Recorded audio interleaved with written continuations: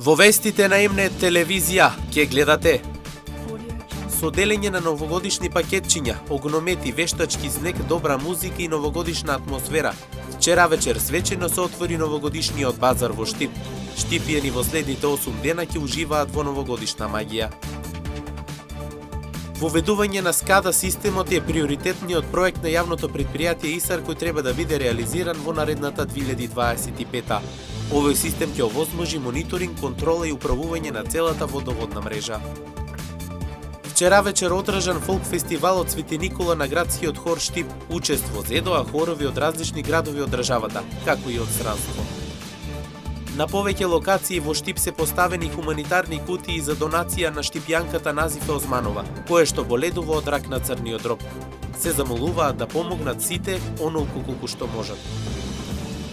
Со вестите почнуваме веднаш по рекламите. Останете со нас.